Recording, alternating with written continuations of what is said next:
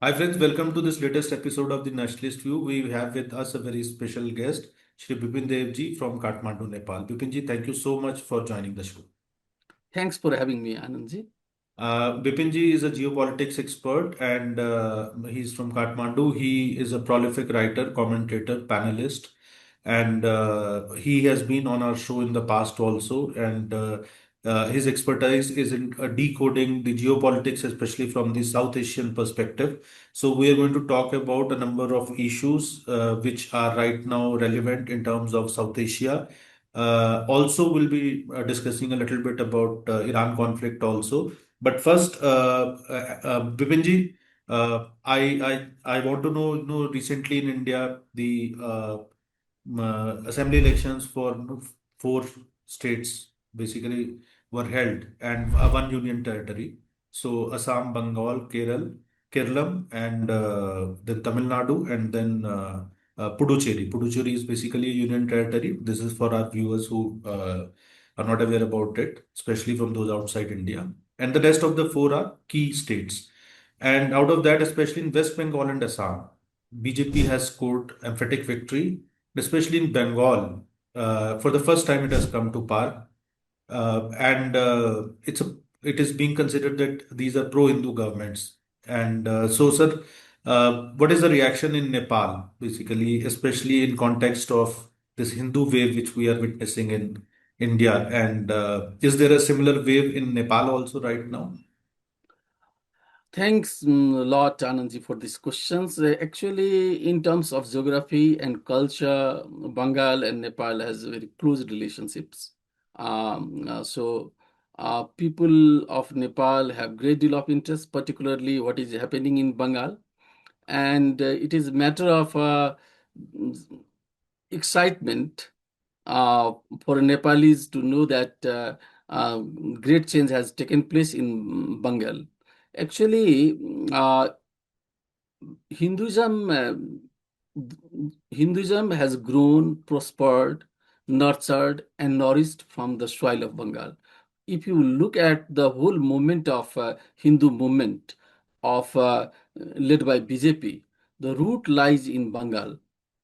Particularly, even Indian Renaissance has taken place from the soil of Bengal, from time of Swami Vivekananda to Aurobindo, from Rabindranath Tagore to let Syama Prasad Mukherjee. Hindu school of the thought has developed from soil of the Bengal, and actually, it is a matter of a great interest for us to know that Dr. Syama Prasad Mukherjee, once upon a time, for the sake of Indian nationalism, he has great role to play. His words I still remember when I read, "Ek desh mein ek vidhan, ek pradhan, or ek nishan." So for national integrations, for integrations of Kashmir, Dr. Syama Prasad Mukherjee has a greater role to play. Not only this, he was called the Lion of Parliament of India. And on the recommendation of Mahatma Gandhi, he was in the cabinet of the Nehru. And it was he who condemned and criticized the Nehru and Liaquat Pact in 1956. So my point of view here is to say that Hinduism, no matter it came after 7 decades in the soil of Bengal, but the root of Hinduism lies in the Bengal. So it has many lessons to give us. First lessons that we have drawn, that Hinduism is not, people assume that Hinduism is just like it is a philosophy, it is a spirituality, it is based on mysticism, but Hinduism has also political philosophy. This is the high time to translate the verdict of Hindu philosophy into the reality. Just like let me, the definitions, if you look at Bahujan Hitai, Bahujan Sukhai, what can be the better definitions of the democracy than this? So I think the election that has taken place in Bengal has been very important, and it has also impact on Nepal, because we also feel trouble when the Bangladesh infiltrators enter into Bengal. And from the soil of Bengal also we also become the victim, whereas Nepal is a small country with limited resources. If we have refugee problem, then our economy gets disturbed. We suffer a lot. So this BJP government would tighten its border, and it is good for India and it is good for Nepal. So we have seen the this change in Bengal very positive spectrum from positive lens and filters. Sir, just I think it was a slip of tongue, probably. The Nehru Liaquat Pact you mentioned, it was in 1950. So I think probably an Yeah, answer. yeah, yeah, yeah, yeah. Sorry. I heard 1956. So just to basically, correct Yeah, record, but yeah. of course it's a slip of tongue. So Yeah. we stand corrected on that aspect that the Nehru Okay. Liaquat Pact was in 1950. Sir, my second question is, let's move a little bit more towards Nepal. So what is the current state of affairs in Nepal, especially with the president making us, addressing the Nepal Parliament yesterday, and I think it was the first address by the Nepal president after the new government has taken over. So, what is the general mood on the ground? What are the key conclusions? Any key conclusions which we can draw from this address? Because this address reflects the priority of basically the new government. So, if you could, decode basically the current state of affairs in Nepal. Um, Basically, this speech, this has been the traditions in Nepal. President addresses parliament, and it charts out the policies and programs of the government. Particularly, there are three important sectors in which the president has emphasized about the policy and programs of the government. Among them is Nepal is just like bringing change in coming budget. Particularly, digitalization would be the major move in the days to come in Nepal. So each and every sector is to be digitalized.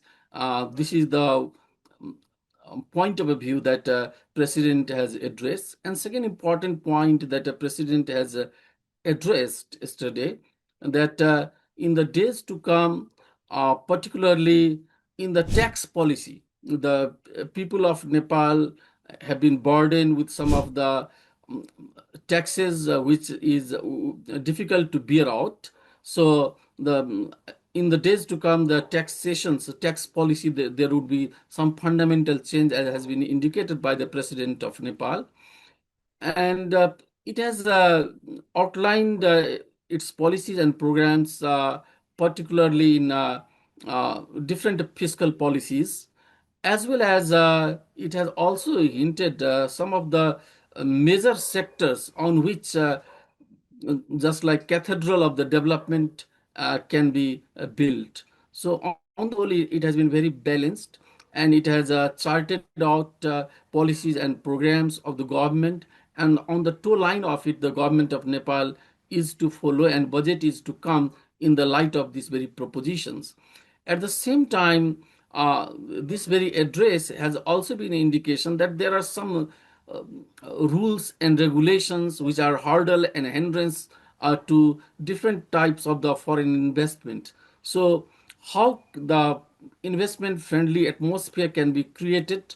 So, this address has been also hinted, this address has also hinted in the direction to how to create the climate in which the foreign investment can be possible, so we can allure and invite investors to invest in Nepal for the sake of all-round development of Nepal. So it has been multidimensional, and uh, I it has been very just like well prepared, and it is good luck that Balen government has stability, it has full majority. So whatever words have been uttered by the president, these words would be translated into actions in the days to come. Let us hope for that. Sir, let's move a little bit now more towards overall geopolitics, especially in context of South Asia. So, we have seen that the fight between Taliban or the armed conflict between the Taliban government in Afghanistan and between Pakistan. So it has been, it is like basically it's a boiling pot, and every now and then, so there is an offensive from Pakistan side, then there is a counter offensive. But of late, China has been trying to create kind of a truce between these two, Pakistan and Taliban. So how do you see these efforts, sir? Actually, China has been playing the role of a mediator for a long period of time. Not only the conflict between uh, Afghanistan and Pakistan, also it has tried its hand in the Middle East too, particularly just like bringing together Iran, Saudi Arabia. In this regard, China has failed. Now it has been putting its hand up, it has mustered its diplomatic strength in bridging the relationship between Afghanistan and Pakistan, Taliban led Afghanistan. But my point, my observation, my read is that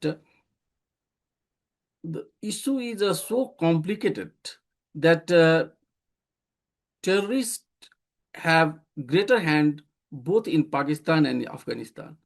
Government has not been in position to root out the terrorist. More or less, the Taliban is not in position to compromise about its Durand line, which Pakistan from time to time claims of having its own. Second point, Baluch movement that has been taking place for a long period of the time in the soil of the Pakistan, it has also been aided and abetted and to some extent instigated from the Talibanis. At the same time, why China has taken such a deep interest, particularly in this very conflict, in this very conflagrations, because it has huge investment in CPEC project. Uh, uh, Gwadar port that China has undertaken to build, it has been, the location is it in the Baluchistan. Uh, at the same time, what happens, all the Talibani, they have taken shelter in the soil of, it was the Pakistan which has nurtured and nourished these very Talibanis. So Talibanis knows each side of the nose of the Pakistani government. So my observation is that Chinese engineers, Chinese workers have been frequently attacked.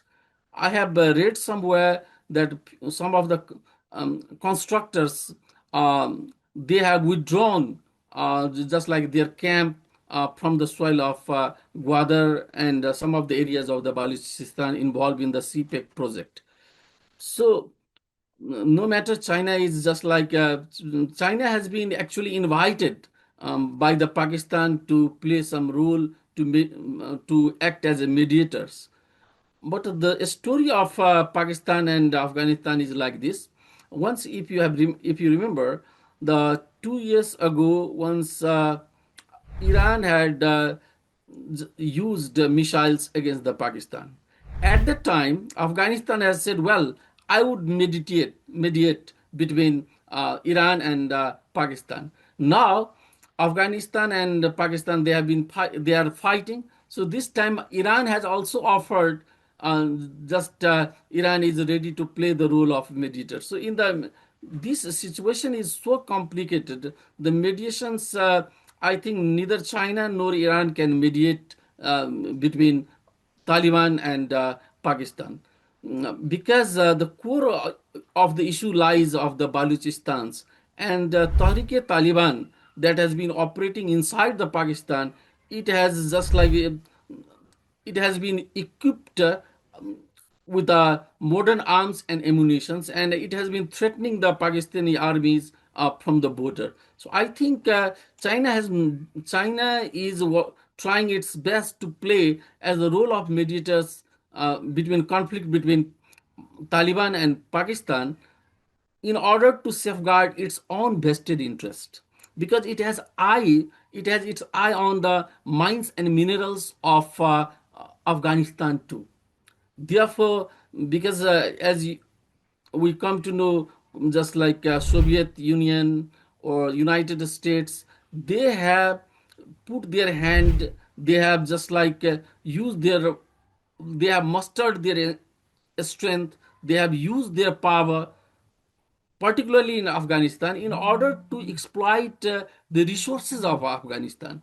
This is the reason that China is also interested to make its presence felt in Afghanistan, and it is trying its best to play the role of the mediator between Afghanistan and uh, Pakistan. Sir, my last question is, that we know that Iran conflict is still, going on. It started on 28th of February, and it is still going on. Initially, there were expectations that it would probably finish off in a couple of weeks, but it seems to be lingering on, and it has impacted the whole world. What is its impact on the global south, sir? Actually, real victim of this very conflict is the global south. Uh, in global south, we have been suffering still uh, from the impact of the COVID. Many countries of the global south are not in position to revamp and reform their economy because of the impact of the COVID. And even from the COVID, it has been much more challenging problem, particularly for economy of global south. So global south uh, have been suffering countries, globals, I mean, I have read 40 countries of global south are on the brink of economic collapse because of this very energy crisis. Uh, at the same time, what we find that when the war is taking place in the Middle East, citizens of global south, they are working in the Middle East. So Middle East is the one of the major sources of the remittance. Many companies in the West Asia have been shut down. As a result of it, laborers, blue workers, laborers, they have suffered a lot. So global south is sure to, I mean, global south is suffering a lot. At the same time, diplomatic efforts are being made in the last week. Just like you see the uh, on Friday, Prime Minister of India is going to visit UAE. So it is a very calculative diplomatic move. UAE is a third largest economic partner of India. I think 45 lakhs Indians are working over there. And in terms of, I think in the Middle East, perhaps this is the eighth visit of Modi. Um, and in the UAE, he has been frequent touch with the head of state of there. And at the same time, you come to know that even in this week, Trump is visiting China. So these two visits, Modi's visit to UAE and Trump's visit to China, um, would somehow make the impact, particularly in these very conflagrations. Let us hope, just like some of the commentators have predicted that these two visits would have positive impact in extinguishing the conflagrations that is taking place in the Middle East. And at the same time, yeah, as your question is that growth, particularly even major economy is also suffering. Had the Middle East, had this very conflagration has not taken place in the Middle East, India's growth story would have been different. At the same time, many countries, particularly even if you look at the figure of the growth story of South Asia's, almost look at the just like inflation rate of the inflations in Pakistan, even Bangladesh. So we all suffer, and African countries also suffer a lot because of this very crisis. So it is in the interest of the humanity that this very conflagrations has to be extinguished as soon as possible. And let us hope these very two diplomatic moves made by Trump and made by Modi would uh, add some assurance to extinguish this very fire burning in the Middle East. Thank you, Bipinji, for joining us, and thank you for decoding all these complex issues. and we hope to host you back soon again, and a detailed description, a detailed bio of Bipin ji along with links of some of his writings. So that will be there in our description box, and you can follow Bipin ji's work on our channel also. So we hope to host you back soon again, sir, and we'll continue to keep a track of geopolitics, especially Nepal, India's neighborhood, and South Asia. And thank you, viewers, for watching. Thank you, sir. Thanks a lot, Anand.